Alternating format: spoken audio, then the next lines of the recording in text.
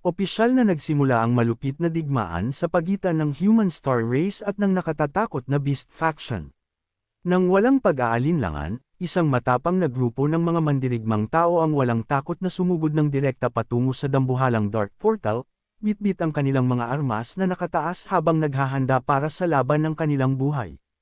Bigla, mula sa malalim na anino ng Dark Vortex, tatlong makapangyarihang level 13 enemy warriors ang mabilis na lumabas na parang mga palaso ng makukulay na liwanag. Hindi sila nag-aksaya ng oras at agad na hinarap ang front line ng mga defenders na tao sa isang mabangis at nakamamatay na labanan. Mabilis na nauwi sa purong kaguluhan ng battlefield. Ang matangkad at maskuladong mandirigma na may goatee ay nagliliwanag na ngayon sa tindi ng ginintuan at maapoy na enerhiya. Siya, kasama si Haiji Dao, ay nakararanas ng matinding pressure at napilitang gumawa ng mga desperadong evasive maneuvers habang ang mga dambuhala at nakamamatay na strikes ng dark purple energy ay bumubuhos sa kanila mula sa itaas.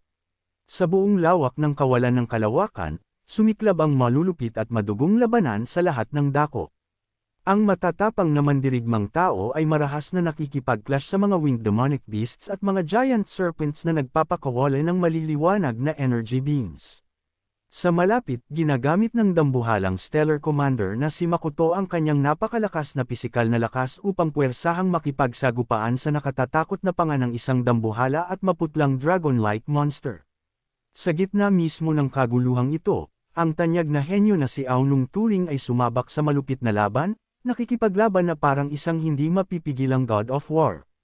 Gamit ang 20 fragments ng rule power na perpekto niyang na-master, itinaas niya ang kanyang mga braso at nagpatawag ng isang dambuhala at umiikot na sphere ng maliwanag na gininto ang apoy upang direktang harapin ang huling demonic general. Si Aunung Turing ay buong tapang na nakipag-head-on sa nakatatakot na gray-skinned horned demon.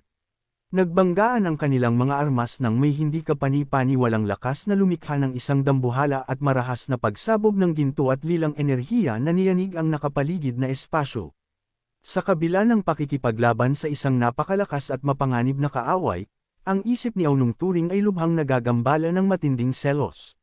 Mukhang balisa at kitang-kita ang pagkadismaya, pinagnilayan niya kung paano siya ang tanging kinikilalang alamat ng mga star sectors noon.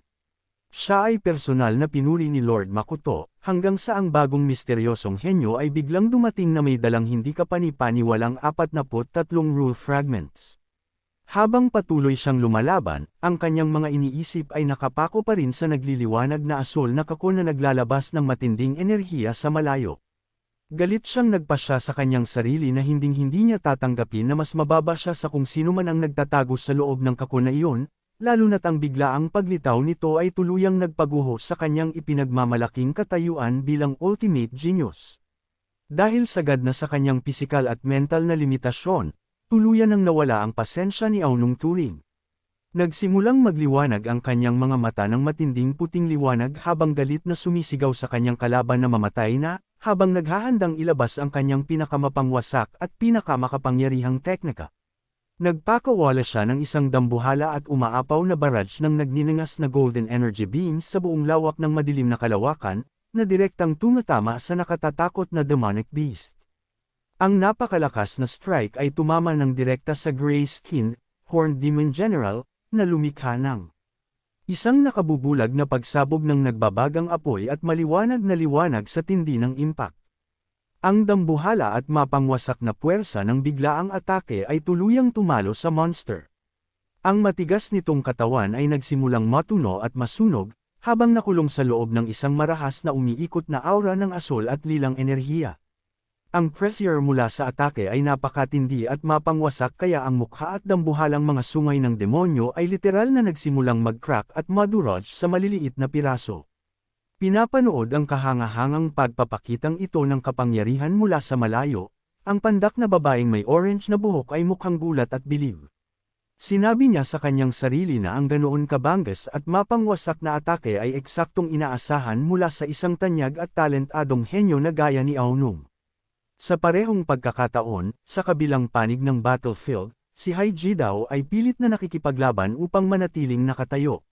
Ginamit niya ang kanyang matalas na espada upang bahagyang maurang ang isang mabigat at mapang apong strike mula sa ibang faceless demon general na naglalabas ng dark purple energy. Habang marahas siyang naitutulak pabalik, napansin niya ang tunay na nakatatakot at umaapaw na pisikal na lakas ng mga level 13 generals na ito. Sa kabila ng kanyang sariling mahirap at buhay at kamatayang laban, napatingin si Haijidaw sa laban ni Aunung ng may lito at tila natatawang ekspresyon.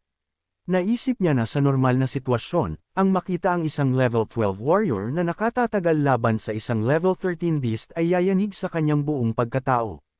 Gayunpaman, ang kanyang mga karanasan kamakailan sa panunood kay Liu Sheng na makipaglaban ay tuluyang bumago sa kanyang pananaw, kaya ang itinuturing na imposibleng gawain ito ay tila normal na lamang para sa kanya ngayon. Sa kasamaang palad, ang sandali ng tagumpay ni Aunung ay mabilis na naputol. Isang masamang ngiti ang biglang gumuhit sa lasog at durog na mukha ng gray-skinned Demon General. Naglalagutok sa dark purple energy, ang Demon General ay walang kahirap-hirap at agad na nag-regenerate ng kanyang ganap na durog na katawan. Bumalik siya sa kanyang buong lakas ng may nangungutyang ngiti, na tila ba ang matinding pinsala ay hindi man lang nangyari. Nang makita ang kanyang ultimate attack na nawala ng saysay sa loob lamang ng ilang segundo, tinagusan ng malamig na pawis si Aunung Turing. Mukha siyang takot at dismayadong dismaya sa instant regeneration abilities ng monster. Gayunpaman, sa kabila ng kanyang panik, ang mismong katotohanan na nagawa niyang maikulong at mapinsala ng malubha ang isang level 13 beast habang nasa level 12 body pa lamang ay isa ng napakabihira at ipinagmamalaking tagumpay. Ngunit malupit ang realidad, sa kabila ng kanyang mapangwasak na atake, ang demonic general ay nananatiling matatag sa kanyang harap ng walang natamong tunay na pinsala. Hawak ang kanyang dibdib sa tindi ng galit at kawalang paniwala, hirap na tanggapin ni Aunung Turing ang nakadidismayang realidad na ito. Nanlaki ng matindi ang kanyang mga mata habang iniisip ang kanyang mataas na katayuan bilang may-ari ng isang immortal level bloodline at ang kanyang papel bilang pinakamalaking dangal ng Turing family. Pakiramdam niya ay lubos siyang napahiya sa masakit na isipin na ang isang henyong gaya niya na itinalagang maging isang level 15 Galaxy Lord, ay umaasa na lamang ngayon na hindi matalo ng isang hamak na level 13 beast. Dahil hinding-hindi susuko, mahigpit na ikinuyong ni Aunung Turing ang kanyang kamao habang bigla itong nagliyab sa napakainit na gininto ang apoy. Sumisigaw ng may purong determinasyon, puwersahan niyang Jin Aisang ang tunay na nakatagong lakas ng kanyang immortal bloodline. Ito ay naging sanhi ng isang dambuhala at nakabubulag na pagsabog ng maapoy na enerhiya sa paligid ng kanyang buong katawan. Gayunpaman, sa kabila ng pagtulak sa kanyang pisikal na limitasyon, inamin niya sa kanyang sarili ang masakit na katotohanan na mayroon pa ring hindi matatawarang agwat sa lakas sa pagitan niya at ng level 13 general. Nagpakawala si Aunung Turing ng mabilis at galit na barrage ng mga maapoy na suntok sa kanyang kalaban. Ngunit ang gray-skinned, Horned Demon General ay walang kahirap-hirap na naharang ang bawat strike gamit ang dambuhalang espada nito, dahilan upang hindi makapagbigay ang batang henyo ng anumang malubhang pinsala. Bigla, nanlaki ang mga nagniningning na mata ni Aunung Turing sa tindi ng gulat ng isang misteryoso at umaalingaw-ngaw na tinig ang nagsimulang tumawag sa kanyang pangalan sa loob mismo ng kanyang isip. Ganap siyang napatigil sa pwesto, tinitigil ang kanyang agresibong pagsugod. Ang kakaiba at nakatatakot na tinig ay mapanuksong nagtanong sa kanya kung nagnanais ba siyang magtaglay ng mas malaki at walang katulad na kapangyarihan. Lumulutang ng hindi gumagalaw sa kalawakan at nababalot ng nagniningning na asul na aura, lumingon si Aunung Turing sa tindi ng panik at kalituhan. Malakas siyang sumigaw, hinihingi na malaman kung sino ang nakikipag-usap sa kanya mula sa anino. Kalmadong inutos ng misteryosong tinig kay Aunung Turing na tumangala.